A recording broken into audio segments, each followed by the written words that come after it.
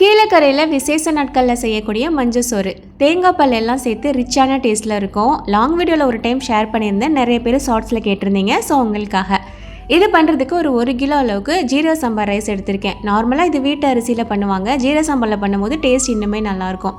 And கூடவே ஒரு பெரிய தேங்காய் எடுத்து திருவிட்டு அதில் 2-3 தடவை தண்ணி சேர்த்து நல்லா பால் இந்த மாதிரி எடுத்து வச்சுக்கோங்க. இதுக்கு வறுத்த சோம்பு தூள் சேர்த்துக்குவாங்க. எங்கிட்ட வறுத்தது இல்லைன்றனால சோம்பு தூள் 2 டீஸ்பூன் அளவுக்கு எடுத்துகிட்டு அதை லேசாக இந்த மாதிரி வறுத்து எடுத்து வச்சுக்கிட்டேன்.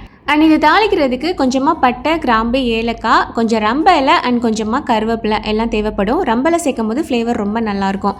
அண்ட் 10 போல் சின்ன வெங்காயம் எடுத்துகிட்டு 2ஆக கட் பண்ணி வச்சுக்கோங்க. இப்போ கடாயில் 2 டேபிள் ஸ்பூன் அளவுக்கு நெய், 2 டேபிள் ஸ்பூன் அளவுக்கு தேங்காய் எண்ணெய் சேர்த்துட்டு முதல்ல பட்டை, கிராம்பு, ஏலக்காய் போட்டுட்டு நல்லா பொரிய விடுங்க. அது லேசாக பொரிஞ்சதுக்கப்புறமா எடுத்து வச்சுருந்த ரம்பலை, கருவேப்பிலை சேர்த்துட்டு லைட்டாக வதக்கிட்டு சின்ன வெங்காயம் இருந்தது இல்லையா அதையும் சேர்த்துட்டு நல்லா வதக்கி விட்டுக்கோங்க. வெங்காயம் நிறையா சேர்க்கணும்னு அவசியம் இல்லை, இந்த அளவுக்கு சேர்த்தோம் அப்படின்னாலே போதும். லேசாக கலர் சேஞ்ச் ஆனதுக்கப்புறமா நம்ம எடுத்து வச்சிருந்த தேங்காய் பால் சேர்த்துக்கலாம். பாலோட அளவுன்னு பார்த்தீங்கன்னா ஜீரக சம்பா ரைஸ் எடுத்தேன் அப்படின்றனால 1 கப் அரிசிக்கு 2 கப் அளவுக்கு தண்ணி சேர்த்துக்கிட்டேன். வீட்டு அரிசியாக இருந்தால் 1 கப் அரிசிக்கு 3 கப் அளவுக்கு தண்ணி சேர்த்துக்கோங்க. அண்ட் இதிலே நம்ம வறுத்து வச்சிருந்த சோம்பு பவுடர் கூடவே கொஞ்சமாக மஞ்சள் தூள் சேர்த்து நல்லா கலந்து விட்டுக்கோங்க. மூடி போட்டு கொதிக்க வச்சுக்கலாம். ஜீரக சம்பா ரைஸ் ஒரு 1/2 மணி நேரத்துக்கு முன்னாடியே நான் ஊற வச்சுருந்தேன். தண்ணி நல்லா கொதிச்சு வந்ததுக்கப்புறமா ஊற வச்ச ரைஸ் சேர்த்துக்கலாம். கண்டிப்பாக ரைஸ் ஊற வச்சுட்டு சேர்த்துக்கோங்க, அப்போ தான் நல்லா சாஃப்டாக இருக்கும். பொதுவாக இந்த சோறு பாஸ்மதி ரைஸில் பண்ண மாட்டாங்க. முடிஞ்ச அளவுக்கு ஜீரக சம்பா ரைஸ் இல்லைன்னா வீட்டில் ஆக்கிற சாப்பாட்டு ரைஸில் யூஸ் பண்ணுங்கள், ரொம்பவே சூப்பராக இருக்கும். இப்போ ரைஸ்க்கு தேவையான அளவுக்கு உப்பு சேர்த்து நல்லா கலந்து விட்டுட்டு மூடி போட்டு வேக வச்சுக்கலாம். இடையிடையே 2 தடவை திறந்து நல்லா கலந்து விட்டுக்கோங்க. தண்ணியோட அளவும் அரிசியோட அளவும் சரிசமமாக வரணும்.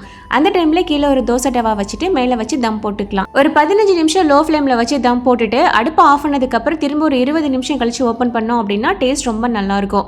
இப்போ ஒரு 20 நிமிஷம் கழிச்சு ஓப்பன் பண்ணுறேன். நல்ல சூப்பரான டேஸ்ட்டில் நல்ல கமன்னு வாசத்தோட கீழக்கரை ஸ்பெஷல் மஞ்சள் சோறு ரெடி ஆயிடுச்சு. இது மட்டன் சிக்கன் கிரேவியோட சாப்பிட்றதுக்கும் ரொம்ப நல்லா இருக்கும், இல்லைனா சீ ஃபுட் கூட சாப்பிட்றதுக்குமே செம்ம டேஸ்ட்டாக இருக்கும்.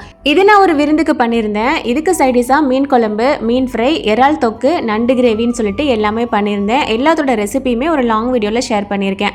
இந்த வீடியோ யூடியூப்பில் பார்க்குறீங்க அப்படின்னா அந்த வீடியோட லிங்க் நான் டேக் பண்ணியிருக்கேன். இன்ஸ்டாவில் பார்க்குறவங்களுக்கு ஸ்டோரியில் கொடுக்குறேன், செக் பண்ணி பாருங்கள். Thanks for watching.